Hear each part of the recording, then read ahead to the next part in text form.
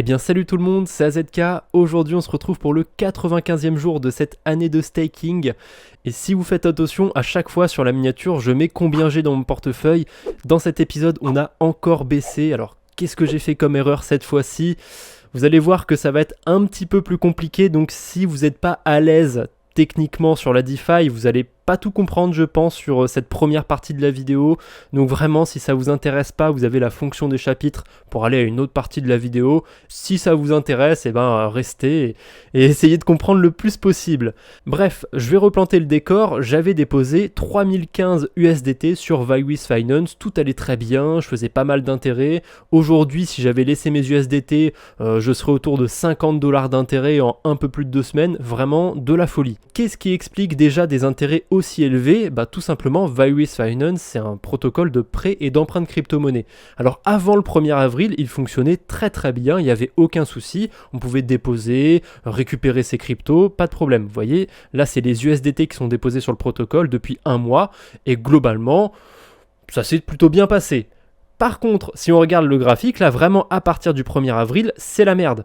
C'est-à-dire qu'il n'y avait plus d'USDT de disponible, tout était emprunté. Alors c'est pas les gens qui sont mis à emprunter plus, c'est plutôt l'inverse, c'est les gens qui déposaient, ils sont mis à récupérer ce qu'ils pouvaient. Pourquoi les gens ils ont fait ça? Parce qu'ils se sont rendus compte qu'il y a quelqu'un qui avait mis en place une stratégie un petit peu putassière, on va aller voir ça un peu plus en détail après. Malheureusement, j'ai pas été au courant de tout ça à temps, donc j'ai décidé de laisser mes USDT sur le protocole. J'étais hyper content, moi je vois 70% d'APR ou 106% si on le regarde en APY.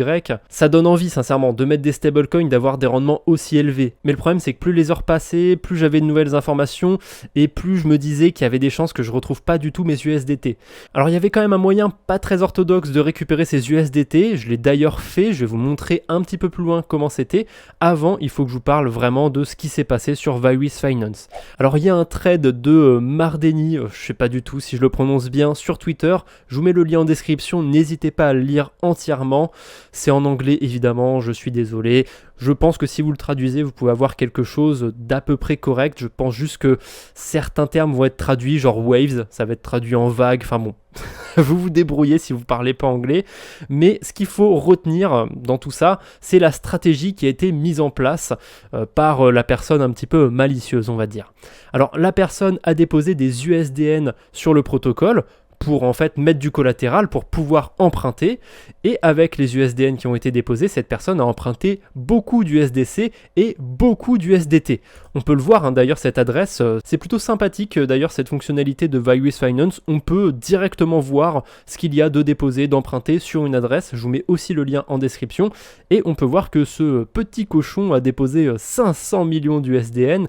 Alors il n'avait pas 500 millions d'USDN, c'est des boucles, vous allez comprendre ça un petit peu après. Et il a au total emprunté 406 millions de stablecoins. C'est de la folie furieuse. Maintenant, qu'est-ce qu'il a fait des USDC et des USDT qu'il a empruntés? Tout simplement, il les a envoyés sur Binance et il a acheté des waves avec ça. Qu'est-ce qu'il a fait ensuite avec ces waves? Il a minté des USDN. L'USDN, c'est un stablecoin qu'il y a sur la blockchain Waves et du coup, c'est un petit peu comme l'UST sur la blockchain Terra. C'est un stablecoin qui est algorithmique et l'USDN, lui, pour le coup, il n'est pas backé par du Luna, comme c'est pas du tout sur cet écosystème. Il est sur l'écosystème Waves, donc vous l'avez vu venir, il est backé par du Waves. Donc, la baleine, elle emprunte de l'USDC, elle achète du Waves avec ses USDC. Les Waves, elle les convertit entre guillemets pour des USDN. Du coup, il n'y a plus qu'à répéter. Les USDN, elle les redépose sur Vywith Finance, elle emprunte des USDC, des USDT, etc., etc. Et on se retrouve du coup avec cette baleine qui a 400 millions de dollars d'emprunt, 500 millions de dépôts. Et sincèrement, je ne sais pas exactement avec combien cette baleine est arrivée sur le protocole, mais elle avait clairement pas 500 millions de dollars dès le départ. D'ailleurs, pendant un moment, la baleine avait plus que ça encore sur le protocole, il y avait genre 600 millions d'USDN. Petit à petit, elle en a retiré quelques-uns. Alors, elle ne peut pas trop retirer, vous voyez que la santé de son compte est en dessous de 5%, c'est pas terrible. Et c'est pas le seul problème d'ailleurs. L'USDN, si vous n'avez pas suivi, il est un petit peu tourmenté ces temps-ci. Très majoritairement à cause de cette histoire, et ça se voit au niveau de son graphique. Justement, un petit peu après le 1er avril, il a perdu son peg, il a perdu sa stabilité, et c'est quand même assez violent, parce qu'il est descendu autour de 72 centimes au plus bas, peut-être même un peu plus bas sur certains échangeurs, j'en sais rien, bref. On s'en fout. L'important, c'est qu'il a perdu sa stabilité et c'était assez violent. Hein. Ça n'a pas duré genre 1 minute ou deux. Hein. Ça a vraiment duré plusieurs jours. Et là, au moment où je fais cette vidéo, on est le 7 avril, il a toujours pas retrouvé sa stabilité. Il est quand même autour de 96-97 centimes, même au moment où j'enregistre cette vidéo. Incroyable. Il est pas très loin des 1$, mais c'est pas encore fait. Peut-être qu'il va replonger. Je suis pas dans le futur. Je sais pas trop ce qui va se passer. À côté de ça, on a quand même le CEO, donc le fondateur de la blockchain Waves, entre guillemets, qui fait des tweets comme ça, où il montre un petit peu son programme de la journée, quoi. Donc il va faire son jogging, il écrit des messages, hop, ensuite il achète 5 millions d'USDN pour pas cher, il cherche des nouvelles idées pour son projet, il boit un café, maintenant il a enfin du temps libre pour acheter encore plus d'USDN à pas cher. Voilà, il a fait 2-3 autres tweets comme ça, c'est assez marrant. Il y a d'autres membres de la team aussi Waves qui ont fait des tweets du style pourquoi l'USDN il va pas perdre son PEC, enfin pourquoi il va le retrouver plutôt, pourquoi il y a autant de peur, de doute, d'incertitude sur le projet Waves, bref. C'est assez partagé, il y a vraiment des sons de tous les côtés. Je pense que la team Waves, quand même, ils développent leur projet depuis plusieurs années, je crois que ça fait 6 ans que Waves est en développement. Ça m'étonnerait que du jour au lendemain ils aient envie de se tirer une balle. Parce que si l'USDN il va à 0, il va peut-être entraîner le Waves avec lui. Enfin bon, là on rentre vraiment dans de la spéculation, mais clairement je pense pas qu'il y ait un très gros complot ou quoi que ce soit. Ça m'étonnerait qu'ils aient envie de tirer une balle dans leur projet. Enfin, je sais pas, je suis pas à l'intérieur, mais bon, ce serait vraiment étonnant comme move. Moi, ma théorie, c'est que cette adresse-là, avec les 500 millions d'USDN, c'est une adresse clairement de quelqu'un d'assez malveillant et qui a aucun rapport avec la Team Waves. Bref, si je reviens sur cette adresse, c'est pour vous donner un dernier petit détail. Vous l'avez vu, pendant un moment, l'USDN, il a vachement plongé et il est descendu à 72 centimes. Ce qui veut dire que, théoriquement, même s'il y avait 600 millions d'USDN de déposés sur cette adresse, cette adresse aurait dû se faire liquider. Puisque 600 millions fois 72 centimes, bon, ça fait autour de 400 millions. Ah, c'est trop juste, cette adresse aurait dû se faire liquider. Là, sa santé de compte, elle aurait dû être en dessous de 0%, donc hop, ça dégage. Sauf que Virus Finance, il utilise un oracle, et son oracle, il lui dit « L'USDN, t'inquiète pas frérot, il vaut 1$. » Et pendant le dump, justement, l'USDN, pour l'oracle de Virus Finance, il valait 1$, t'inquiète pas, il n'y a pas de souci. Alors on peut penser vraiment que c'est pas ouf de la part du protocole, vraiment c'est pas sympa d'avoir fait ça. Si la personne se serait fait liquider, ça aurait permis de remettre 200 millions d'USDT en circulation sur le protocole, 210 millions d'USDC. Moi j'aurais pu retirer du coup mes USDT en toute sécurité, sans problème. Pourquoi ils n'ont pas fait ça?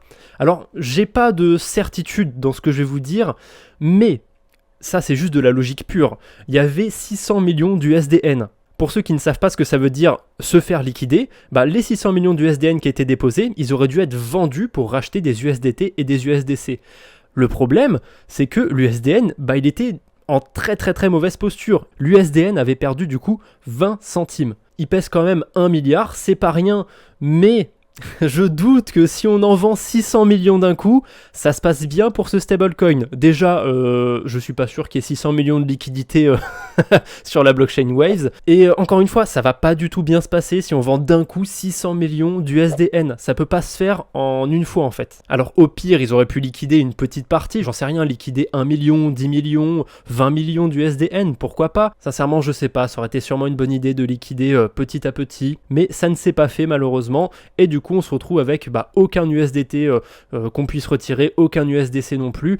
Moi, ça m'emmerdait vachement, cet imbroglio, je le vois de moins en moins bon augure. Je me demande vraiment en fait si Virus Finance va réussir à rembourser les USDT, les USDC qui sont ici en fait. Enfin voilà, là on a un sacré imbroglio sur la blockchain Wave, c'est un gros bordel. Donc moi j'ai pris une décision vraiment un petit peu sous le coup de la panique. J'avoue que c'est pas la décision la plus rationnelle que j'ai prise de ma vie, mais je trouve qu'il y avait quand même un certain nombre de chances pour que je puisse potentiellement perdre tous mes USDT qui étaient déposés sur Virus Finance. Donc j'ai voulu vraiment récupérer ce que je pouvais. Donc j'ai récupéré à peu près 2600 USDT, un petit peu moins. Comment j'ai fait? Alors c'est une manière pas très orthodoxe, évidemment. Quand on dépose des USDT sur Virus Finance, ils sont convertis, on peut le voir ici dans VTokens, ils sont convertis en Virus USDT LP. Donc on va dire en LP token pour simplifier, en token de pool de liquidité, même si c'est pas vraiment une pool de liquidité. Alors le problème c'est que ces LP tokens ils sont pas directement sur notre portefeuille, hein. Ils sont stakés entre guillemets, ils sont sur le protocole. Heureusement pour nous, on peut récupérer ces LP tokens. Alors là, comme j'en ai plus sur mon wallet, on voit pas l'onglet, mais au-dessus de Exchange, si vous avez déposé des USDT, vous aurez un petit bouton Manage. Ensuite, si vous cliquez sur ce bouton Manage, vous allez avoir une petite fenêtre qui va s'ouvrir. Dans cette fenêtre, il y a un onglet qui s'appelle Export. Il porte assez bien son nom puisque vous allez pouvoir exporter vos LP tokens et du coup les récupérer sur votre portefeuille. Une fois qu'ils sont sur votre portefeuille, ils servent un petit peu à rien. Heureusement, on peut les vendre sur waves.exchange. Donc là, on n'est pas sur le bon onglet, là on est sur mon wallet, on va voir ça un petit peu après. Donc pour vendre les LP tokens, il faut se rendre du coup sur l'onglet Trading. Alors moi, je vais cliquer sur voilà, autre paire et on va chercher manuellement ici Virez. Voilà, il est juste ici, Virez USDT LP / USDN. Donc tout simplement, il y a une paire qui nous permet d'échanger des LP tokens contre des USDN. Alors évidemment, j'ai fait tout ça dans la précipitation. Pour rien vous cacher, j'avais un train à prendre. C'est même pas une expression, j'avais vraiment un train à prendre. Du coup, j'ai voulu faire les choses un petit peu vite. J'aurais pas dû, on est d'accord, j'aurais pas dû. C'est jamais bien de faire les choses dans la précipitation, mais bon, c'est pas très grave, ça arrive de faire des erreurs. J'ai mes ordres juste en bas, juste ici, voilà. Donc j'ai échangé un LP token contre 1,1 USDN. Alors j'avais déposé 3015 USDT, mais j'avais que 2584 LP token. Ah oui, c'est dommage, hein, il y avait quand même une sacrée différence. Donc j'ai réussi à gratter 2843 USDN. Si j'avais été patient, là j'aurais très bien pu aujourd'hui avoir encore des USDN et attendre en fait qu'un USDN ça vaille un USDT. Comme ça je me serais fait 2843 USDT, on est d'accord. Ça aurait été plutôt un bon move d'attendre. Mais j'étais impatient, j'ai pas attendu, du coup j'ai converti mes USDN en USDT et il y avait un ratio pas très intéressant de 1,1, donc j'ai récupéré à peu près 2600 USDT. Voilà. Alors que si aujourd'hui, là maintenant tout de suite, j'échange 2843 USDN, je reçois à peu près 2758 USDT. Dans tous les cas, j'aurais quand même perdu de l'argent, mais là, ça aurait pu sécuriser quasiment 170 $ de plus. C'est vraiment dommage de ne pas avoir fait ça. Du coup, pour terminer le processus que j'ai fait avec mes USDT, une fois que je les avais sur Waves, une fois que j'avais mes USDT, j'ai été sur l'onglet Wallet ici, et c'est assez pratique. À partir de Waves.exchange, on peut envoyer des cryptos sur d'autres blockchains. Par exemple, les USDT, on peut faire withdraw et les envoyer directement soit sur la Binance Smart Chain, soit sur Polygon. Alors on peut aussi les envoyer sur Ethereum, mais vous vous doutez, ça va pas être pour moi, pour ce challenge des 1 an de staking. Donc je les ai envoyés sur Polygon. Et au passage, j'avais fait un tutoriel sur Ledger et sur la blockchain Waves. Je savais pas comment on pouvait envoyer des waves d'une ledger à un autre wallet. Maintenant je sais, il suffit de se rendre sur waves.exchange et là vous pouvez withdraw, vous pouvez retirer vos waves si c'est pas magique. Pour clôturer du coup cette histoire avec Virez Finance, je vous montre mon tableur. C'est comme ça que j'ai interprété ma perte. Alors j'ai mis combien j'ai déposé sur le protocole, 3015 $, et combien d'USDT j'ai récupéré sur Polygon, donc 2582,037, ce qui est assez précis, on va pas se le cacher. Donc voilà, ça se calcule automatiquement, j'ai perdu 433 $ en faisant ce move, c'est catastrophique. On est d'accord. On passe du coup du côté de D-Bank et vous voyez que sur les 2580 USDT, j'en ai déposé la majeure partie sur AAV. Alors c'est passager, je compte pas les laisser ad vitam aeternam sur AAV, ça va être juste là le temps que je réfléchisse un petit peu quoi en faire. Alors AAV c'est un protocole vachement safe, on va pas se mentir. Les API du coup ils sont assez faibles pour l'USDT, c'est 3%, c'est vraiment temporairement. Je me dis que au lieu de les laisser sur mon portefeuille, je peux profiter d'avoir quelques rendements, même si c'est quelques centimes qui vont être gagnés sur quelques jours, c'est toujours ça de prix. En plus, dans le pire des cas, j'ai toujours une assurance que j'ai achetée avec mon wallet perso pour AAV, la V2, parce que maintenant il y a la V3 qui a été lancée. C'est un petit peu de la triche, mais bon, si jamais il y a un hack sur AAV V2, je pourrais du coup récupérer mes USDT potentiellement. où est-ce qu'ils sont les 500 USDT restants. Alors ce que j'ai fait, c'est que je les ai d'abord bridgés sur la UOB EcoChain. Pour ça, j'ai utilisé multi-chain. Vous voyez qu'on peut envoyer des USDT de Polygon. Alors on peut les envoyer à Ethereum, ça m'intéresse pas. Moi, je les ai envoyés à la UOB EcoChain. Et évidemment, j'ai pas fait ça pour rien. Je les ai envoyés sur cette blockchain, pas pour les faire travailler là-bas, mais pour les envoyer sur UOB, un échangeur centralisé. Sur cette année de staking, je voulais vraiment faire essentiellement de la DeFi. Mais là, il y avait une offre qui était très alléchante et j'avais pas envie de passer à côté. Il y a en ce moment 500% d'APR sur du Fuse. Alors, ils écrivent APY ici, mais croyez-moi, c'est pas des APY, c'est bien des APR. 500% APR sur 7 jours. Donc, vous vous en doutez, j'ai mis 500 $ sur UOB, j'ai acheté du Fuse et je les ai stakés. Donc, ils sont bloqués pendant 7 jours. Donc, d'ici une semaine, je vais pouvoir les récupérer avec les intérêts. Et tout simplement, on peut calculer, je crois que j'ai déposé un truc comme 1236 Fuse. Je devrais gagner 118 Fuse, donc à peu près 10%. En une semaine, c'est vraiment incroyable. En plus de ça, graphiquement, le Fuse, alors si on prend un peu de recul, ça fait quand même un petit peu peur, hein. Là, il y a son ATH à 2 $. Depuis, il s'est bien cassé la gueule. Mais mine de rien, depuis un mois, depuis début mars, en gros, il est relativement stable. On va dire qu'il orbite autour de 40 centimes, même si je suis un petit peu large en disant ça. J'espère que du coup pendant une semaine, il va pas trop bouger. Ou alors s'il bouge, qu'il aille à la hausse. Ça sincèrement, ça me ferait pas chier du tout. En fait, je serai gagnant tant qu'il fait pas moins 10%. S'il fait moins 10%, je vais perdre de l'argent. Et encore, je pourrais tout simplement attendre et peut-être que au final, j'arriverai à faire des intérêts là-dessus. J'en sais rien. Je pense que vraiment au bout d'une semaine, je vais vendre. Peu importe si j'ai fait des pertes, peu importe si j'ai fait des gains. Tant pis, on verra bien. On va tenter l'expérience. Mais c'est vraiment ça qu'il faut prendre en compte en ce moment. C'est que s'il fait moins 10% sur une semaine, je risque de perdre du coup des sous. Bon alors sur une semaine, c'est pas fameux parce qu'il s'est pris moins 26%. Ça fait un petit peu chier. J'espère que du coup sur les 7 prochains jours qui vont arriver, il va pas nous refaire un moins 26%.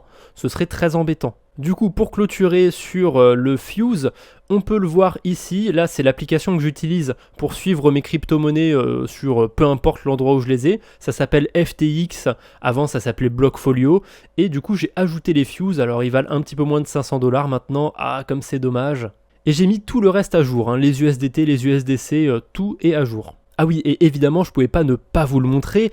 J'ai aussi ajouté la transaction d'achat de mes Fuse sur mon tableur. D'ailleurs, je ne l'ai pas encore précisé dans cette vidéo, hein. Vous pouvez retrouver le tableur en description. Vous pouvez le recopier, il n'y a aucun copyright là-dessus, faites-vous plaisir. Allez, pour aujourd'hui, j'ai quand même une bonne nouvelle. Bon alors c'est pas une si bonne nouvelle que ça non plus, hein, parce que là je suis sur Thundercore Hub, le fameux wallet où j'ai perdu 1000 $. Non, je n'ai pas réussi à récupérer les 1000 $, je n'ai toujours pas de contact chez Thundercore, c'est ouf comment ils sont galères à contacter. Si jamais vous avez un contact chez eux, je suis preneur, s'il vous plaît, j'ai besoin de récupérer mes 1000 USDC, ça me fait chier. Bref, j'ai quand même eu de la chance. Sur XY Finance, rappelez-vous, le bridge de l'enfer, il y avait un petit concours de trading. Alors, c'est vachement intelligent ce concours de trading, hein. Je vais me connecter, vous allez comprendre pourquoi je dis que c'est vachement intelligent. Moi, sur mon adresse, j'ai pas gagné grand-chose. Vous voyez que j'ai gagné 1,37 XY, mais je peux pas les retirer, parce qu'il faut les retirer sur la blockchain Polygon. Et je suis sur le wallet Thundercore Hub. Sur Thundercore Hub, on peut être connecté qu'à la blockchain Thundercore. À quoi ça sert de faire une compétition de trading sur votre wallet, d'en parler sur votre wallet, si c'est pour ne pas gagner les récompenses? J'imagine même pas les baleines là qui ont fait des transactions à 6 chiffres, qui ont potentiellement des rewards qui pourront pas toucher si c'est sur un wallet Thundercore Hub. Enfin voilà, c'est ridicule, je sais pas pourquoi ils ont fait ça. Néanmoins, il y avait une loterie quand même, qui a été organisé du coup par Thundercore. Il y a 30 adresses qui ont été sélectionnées au pif et qui ont gagné l'équivalent de 100 $ en Thunder Token. Alors je vous spoil, c'est pas l'adresse des 1 an de staking qui a gagné, c'est une de mes adresses perso. Mais bon, sincèrement, je me suis dit, allez, les 100 $, je vais faire comme si c'était l'adresse des 1 an de staking qui les avait gagnés, à la loyale. Donc, je les ai convertis tout de suite en USDT. J'ai eu de la chance d'ailleurs, hein, ça valait même 110 $ au moment où j'ai fait le swap. Caviar. J'ai reçu très précisément 9700 Thunder Tokens. Peut-être que j'aurais dû les garder, peut-être pas, j'en sais rien. Mais vous en faites pas. J'ai une très bonne idée de ce que je vais faire de ces USDC. Alors la première étape, ça va être évidemment de les bridger sur Polygon. Et là, on va pas faire deux fois la même erreur. Oui, on va utiliser XY Finance, mais cette fois-ci on va bien l'utiliser, ne vous en faites pas. Avant de l'utiliser justement, je vais m'assurer de copier mon adresse pour être sûr de bien les recevoir sur Polygon sur cette adresse, c'est important. Donc on choisit l'USDC sur Thundercore. D'ailleurs ils ont ajouté la blockchain Avalanche XY Finance. Voilà, si vous ne le saviez pas maintenant vous le savez, vous pouvez envoyer des USDT, des USDC de Thundercore vers Avalanche. Elle est pas belle la vie. Bon, moi je vais pas choisir Avalanche, du coup je vais choisir Polygon. Et j'ai envoyé tous mes USDT de Thundercore à Polygon. Attention, là on est encore sur la mauvaise manip, il faut que je colle mon adresse ici, il faut que je choisisse où est-ce qu'ils vont, mes USDC, ils vont sur cette adresse là. Si je précise pas sur quelle adresse ils vont aller sur celle de Thundercore Hub. Et comme je vous l'ai dit, on ne peut pas se connecter sur Polygon avec Thundercore Hub. Bref, maintenant j'ai plus qu'à cliquer sur Swap et à faire 2 transactions. Non, une seule transaction, je suis con, j'ai déjà approuvé les USDC. Quand est-ce que j'ai approuvé les USDC? Alors évidemment, je les ai approuvés quand, justement, j'ai envoyé des USDC sur la Binance Smart Chain. Vous voyez, ils sont ici. 1075 USDC que je ne pourrai plus jamais toucher. Bon, peut-être que je pourrais y retoucher, j'en sais rien. D'ailleurs, si jamais un jour je regagne accès à ces USDC, j'en prendrai genre 5-10% et soit je vous les ferai gagner, soit je ferai un don à une association. On verra, on n'y est pas encore et si ça se trouve je les récupérerai jamais, donc je ne vais pas faire non plus de promesses en l'air. Mais voilà, vraiment je vais m'y tenir si jamais j'arrive à récupérer ces USDC. Soit il y aura un giveaway, soit il y aura un don à une association, on verra bien. Voilà, j'ai mes USDC sur Polygon, mais j'ai pas terminé, on va encore les bridger. Alors par contre ça me fait chier parce que ce bridge là il prend au moins 5-10 minutes, si c'est pas plus. Je pense que 10 minutes ce sera pas mal. Donc je vais les envoyer du coup sur la blockchain Astar. Si vous ne l'aviez pas vu d'ailleurs, j'ai fait une vidéo très récemment sur cette blockchain, je vous invite à aller la voir. Et je vous le dis pas pour l'instant, vraiment j'attends le dernier moment pour vous dire qu'est-ce que je vais faire de ces USDC sur Astar. Bon, j'arrête de parler, là je fais mes transactions et on se retrouve quand le bridge est terminé. Je suis de retour, j'ai bien reçu mes USDC sur la blockchain Astar. Alors j'ai retiré la blockchain Astar de Metamask, comme ça je vais vous montrer comment on l'ajoute très facilement sur son wallet. Là vous allez sur ArtSwap, le lien est dans la description, c'est le PancakeSwap, c'est le DEX de la blockchain Astar. Vous vous connectez avec Metamask et là ça va tout simplement vous demander d'ajouter le réseau à votre Metamask. Donc là on approuve, on change de réseau et c'est bon, on est sur Astar comme par magie. Aussi, en utilisant ces bridges, j'ai reçu une petite quantité de ASTR. C'est vraiment l'avantage d'utiliser ces bridges et de ne pas utiliser un autre bridge. Il y a un autre avantage aussi à utiliser ces bridges, c'est que je crois que c'est le seul qui permet d'envoyer des cryptos sur Astar. Donc c'est un sacré avantage ça aussi. Bref, trêve de plaisanterie. Ce que je vais faire, c'est que je vais convertir mes USDC en ASTR. Malheureusement, je peux pas faire ça en une seule transaction, il va falloir le faire en 2 fois. Je dois d'abord les convertir en wrapped ASTR et ensuite je vais devoir déwrapper, unwrapper, dites comme vous voulez, les WASTR. Donc c'est parti, on va convertir les USDC. Normalement, j'ai très peu d'ASTR sur mon portefeuille, hein. J'en ai 0,005.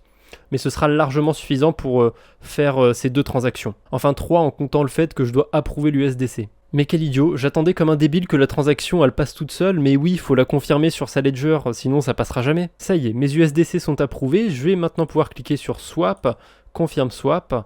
On n'oublie pas de confirmer sur sa ledger. Voilà, maintenant que j'ai mes WASTR, j'ai plus qu'à les unwrap comme je vous ai dit en ASTR. Et qu'est-ce que je vais faire de ces astres, de ces ASTR? Je vais tout simplement les déposer sur Starlay Finance. C'est un protocole de lending. Alors ouais, avec Vywith Finance, j'ai été assez maudit, mais je suis chaud. Je retourne quand même sur un autre protocole de lending. J'espère que ça va bien se passer cette fois-ci. Alors évidemment, j'ai de très faibles rendements en ASTR. Vous voyez, il y a 0,11%. Je me suis pas renseigné de comment on peut staker ces tokens sur la blockchain. Sincèrement, ça m'intéresse pas tant que ça. Je pourrais sûrement avoir de bien meilleurs rendements, c'est sûr. Mais voilà, j'ai envie de tester Starlay, on verra bien. J'ai 11% d'intérêt par contre dans le token du protocole. Et si vous avez regardé du coup ma première vidéo sur la blockchain Astar, pour l'instant le token Lay il n'est pas encore lancé. Et pareil pour ARSwap, le token ARSW n'est pas lancé non plus. Donc on peut en farmer, mais pour l'instant on peut pas les revendre. Mais j'ai quand même un bon plan si jamais vous voulez staker des ASTR, c'est totalement possible sur OKX.com. C'est un assez gros échangeur. Alors c'est surtout en Asie que c'est populaire OKX, en Europe c'est pas très connu. Et du coup vous pouvez déposer des ASTR soit en flexible avec 28%, soit bloqué pendant 30 jours avec 40%, bloqué pendant 60 jours avec 51%. Bref, vous savez lire, hein, je vais pas tous vous les faire. Si vous n'avez pas de compte pour OKX, dans la description j'en ai profité, j'ai mis mon lien affilié et j'ai aussi mis mon lien affilié pour UOB tant qu'à faire. On peut revenir sur Starlay Finance et on va tout simplement déposer les ASTR, donc deposit, et je vais juste les déposer comme ça pour avoir quelques intérêts. Je m'attends pas à grand chose, ou d'ailleurs j'ai fait une bêtise, je peux pas tout déposer, je suis con, je paye les frais avec du ASTR, donc forcément je peux pas tout déposer. On va en déposer 466 tout pile, ça me paraît très bien. J'ai décidé de les déposer sur ce protocole parce que c'est quelque chose que j'ai jamais fait sur une de mes vidéos. Là, je vais vous montrer du coup qu'est-ce que ça donne de déposer sur un protocole dont le token n'a pas encore été lancé. Est-ce que ça va bien se passer au lancement? Est-ce que ça va très mal se passer? On verra bien. Et pourquoi aussi j'ai choisi de m'exposer au ASTR? Depuis le début, je suis quand même assez frileux par rapport au marché, j'ose pas trop m'exposer. Mais là, j'ai un petit peu changé d'avis avec Astar. Je pense que lorsque les projets principaux, donc Starlay et Artswap, vont être lancés, enfin, quand les tokens vont être lancés, il y a des chances qu'il y ait pas mal de volatilité sur cette blockchain et que du coup, ça fasse pump le ASTR dans la foulée. Vraiment aucune certitude. Si ça se trouve, en plus, ça arrivera que dans 2-3 mois et on n'est pas pressé, quoi. Mais voilà, j'ai un plutôt bon feeling dans le ASTR. J'espère que cette fois-ci, mon feeling aura raison. Parce que bon, jusqu'ici... mon feeling, il m'a pas trop servi, on va dire. Hein. Mais je suis confiant, ne vous en faites pas. Pour terminer vite fait cette vidéo, je vous montre vite fait mon tableur. Donc là, il y a les ASTR que j'ai stakés sur Starlay. Ils sont déposés, ils sont là, 466. Ça vaut à peu près 109 $. Et dans l'onglet achat-vente, j'ai aussi rajouté la ligne où j'ai acheté mes ASTR. D'ailleurs, pourquoi je l'ai précisé ici, ASTR, je suis con? Voilà, c'est mieux comme ça. Et le prix par unité, je l'ai calculé manuellement et... on va servir de cette valeur beaucoup plus précise pour l'ajouter sur l'application FTX. Donc j'ai acheté des ASTR, ils sont juste là, ajoutés. J'en ai acheté 466,48 à un prix assez précis de 0,235457 $ par unité. Par contre, c'est pas si magique, hein. J'ai acheté des ASTR, mais forcément, je dois retirer des USDC de mon portefeuille. Donc je vais pas m'emmerder, je pourrais très bien retirer les frais de bridge que j'ai eu du SDC, retirer aussi les USDC que j'ai dépensés pour acheter des ASTR. Je vais pas m'embêter, là j'ai la transaction des USDC que j'avais sur Thundercore et je vais tout simplement la supprimer en fait. Ça va retirer les USDC de frais et les USDC que j'ai dépensés pour mes ASTR. Donc là normalement, si j'ai pas fait d'erreur, on se retrouve aujourd'hui avec 3818 $ sur le portefeuille, mais on est quand même exposé maintenant au ASTR, au Fuse. Ça change un petit peu, on n'est pas que sur des stablecoins, j'espère que ça vous plaît si vous n'étiez pas 100% stablecoin. Et on verra bien comment ça va évoluer. Évidemment, je m'attends pas à faire un x50 sur le Fuse et sur le ASTR, loin de là. Déjà, s'ils prennent 10% d'ici à ce que je les vende, ce serait super. Mais pour l'instant, j'ai pas de plan précis, à part pour le Fuse. Hein. Comme j'ai dit, je les garde une semaine tant qu'ils sont en staking sur UOB et ensuite je les vends. Peu importe si j'ai fait des pertes ou si j'ai fait des gains. Au pire, si je suis légèrement en perte, j'attendrai 1 ou 2 jours pour voir si jamais, dans le pire des cas, je peux pas récupérer ma mise dessus. Et pour les ASTR, je vais tout simplement attendre, comme je vous ai dit, que le token de Artswap, que le token de Starlay soit lancé.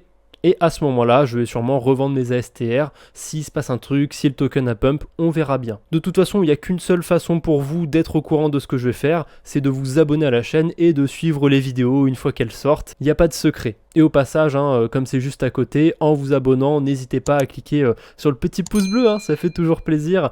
Allez, je vous embête pas plus pour aujourd'hui. J'espère que cette vidéo vous a plu. On se retrouve bientôt, j'espère. D'ici là, portez-vous bien.